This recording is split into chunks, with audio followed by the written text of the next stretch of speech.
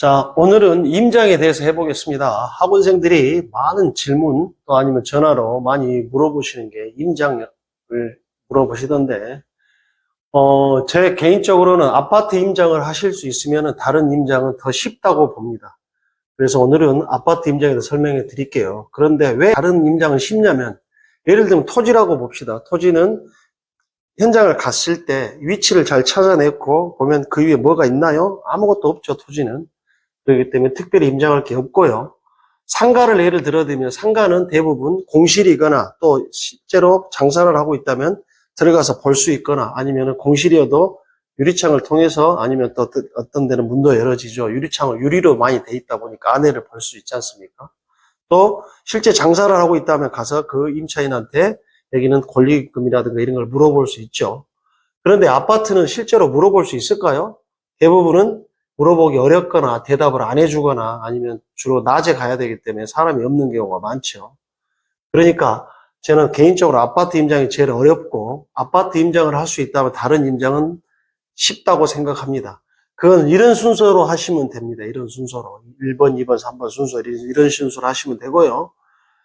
예를 들면 첫 번째 주민센터를 방문하셔야죠. 동사무소를 말합니다. 거기 가는 이유는 세대 열람을 발급하러 가죠. 그 이유는 이 경매가 6개월이나 1년 정도 있다 나오다 보니까 그 사이에 또 임차인이 바뀌었을 수도 있기 때문에 어떤 현상이 점유를 누가 하고 있냐를 보기 위해서 세대 열람을 발급을 해서 점유를 누가 하고 있는지를 확인해 볼 필요가 있죠. 그러면 막연히 간다고 다 해주는 건 아니고요. 준비물이 필요합니다. 첫 번째, 동사무소를 방문해서 신분증을 가져가셔야 되고요. 두 번째, 그냥 가서 나무집 세대 열람 띄려면 잘 안 띄워주죠. 당연히 안 띄워줘야 되고요. 그렇지만 경매 정보지 사이트를 하나 출력하셔서 첫 페이지를 출력하셔서 제가 경매 때문에 왔습니다 하면서 서류를 제출하면 여기다가 세대 열람 확인서라는 걸 하나 띄죠. 이거 쓰라 그러죠. 써서 주면 세대 열람을 띄워줄 수 있습니다. 띄워보셔서 정보자하고 똑같다 그러면 그대로 조사를 하시면 되고 좀 다르다고 먼저 차근차근 알아보셔야 되죠. 예전에는 주민센터, 그 동 주민센터를 가야 됐지만 지금은 어느 동사무소로 가나 전국에 있는 걸 다 띄워볼 수 있기 때문에 가장 좋은 것은 자기 집에서 자기가 이용하기 가장 쉬운 곳, 편한 곳을 하나 선정해서 그 주민센터를 가셔서 이 세대 열람을 발급하시면 될 것 같고요. 세대 열람을 발급하셨다면 두 번째, 아파트를 가셔야죠. 가셔서 관리사무소를 방문하셔야 됩니다. 그러면 관리사무소를 가서 뭘 조사하냐면 관리비를 조사하는 거죠. 만약에 관리비가 없다 그러면 미납관리비가 없다면 땡큐인 거예요. 미납관리비가 있으면 어느 정도 관리비가 미뤄져 있고 언제부터 언제까지 미뤄져 있는지를 보셔야죠. 이때 전화상으로도 충분히 이것은 조사할 수 있습니다. 가르쳐 줍니다. 경매 때문에 그런다고 하면 가르쳐 주고요. 전화로도 알아볼 수 있지만 방문하셔도 됩니다. 그런데 이때 관리비를 조사하실 때 전체 관리비만 조사하면 될까요? 아니죠. 매달 얼마씩 나온지도 알고 가시면 좋죠. 만약에 고급 아파트 해가지고 관리비가 막 엄청 비싸다 그러면 나중에 낙찰자한테도 피해가 올 수 있습니다. 왜? 그 이유는 뭐냐면 낙찰이 된다고 해서 바로 내가 이 집을 내가 이렇게 인수받지 못하지 않습니까? 최소 3개월에서 6개월 이상 걸리기 때문에 그 동안의 관리비까지도 이렇게 계산을 해봐가지고 그 관리비가 많이 밀려있다. 또 앞으로도 관리비가 많이 밀릴 걸로 예상된다. 그러면 그걸 살고 있는 사람에게 내게 만든다든가 아니면 이사비로 이렇게 협상 가능하겠죠. 관리사무소를 방문하는 또 다른 이유는 점유를 누가 하고 있는지를 보러 가는 거예요. 그럼 보통 아파트를 입주하게 되면 입주자 카드라는 걸 쓰게 됩니다. 그런데 이건 개인 정보라고 해서 안 가르쳐 주죠. 그러니까 그 사람의 주민번호라든가 이런 걸 알 수는 없고 전화번호도 잘 안 가르쳐 줍니다.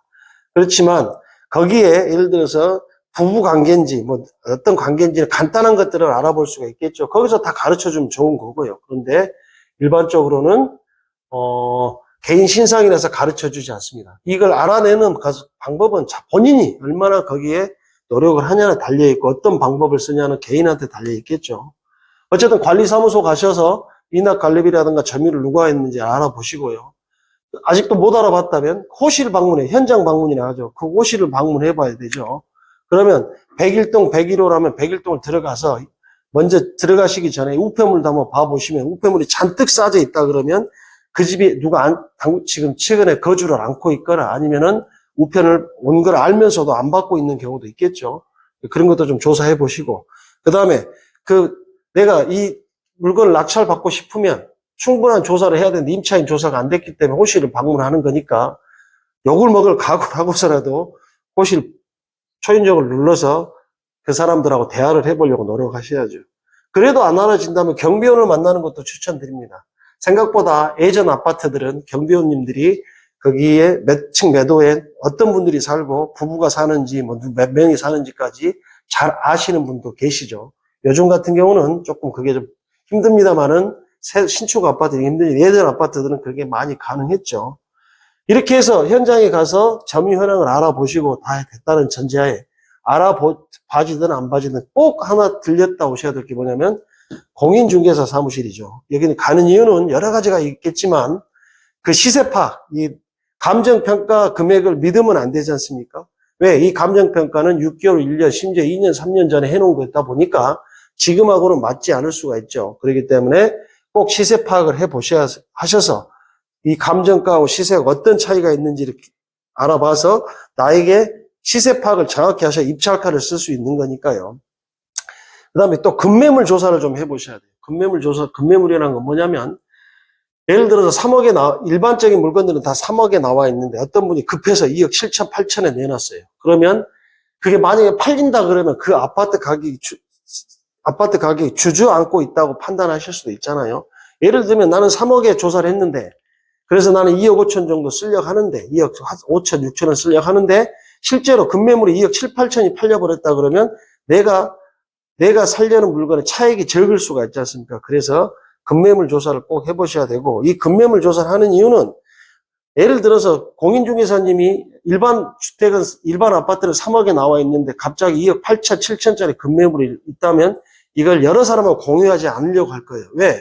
이거 싸게 나왔기 때문에 빨리 팔아낼 수 있기 때문에 쉽게 말하면 양파라 그죠. 양쪽에서 수수료를 받을 수 있기 때문에 이런 것은 다른 중개사님들하고 잘 공유를 안 할 가능성이 크죠.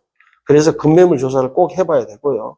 또 하나는 전세나 월세를 파악해 봐야 돼요. 왜? 이유가 뭐냐면 본인이 실거주 목적이라면 이런 게 필요 없겠지만 투자 목적이다 그러면 낙찰을 받아서 2, 3년 있다 팔아야 되잖아요. 보통. 왜? 양도소득세 내는 부분 때문에 그렇죠. 지금 양도소득세가 1년 안에 팔면 70%, 2년 안에 팔면 60%의 양도소득세를 물어야 하기 때문에 전세 월세를 파악하셔서 내가 전세금이 얼마고 월세는 얼마든지 받을지 판단하셔야 내가 이걸 사서 어떻게 전세로 전환할 건지 월세로 전환할 건지를 판단해 볼 수 있겠죠.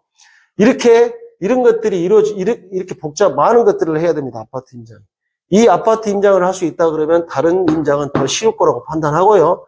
아파트 임장 가셔서 꼭 공인중개사 사무실 들려보시는 것을 추천드립니다.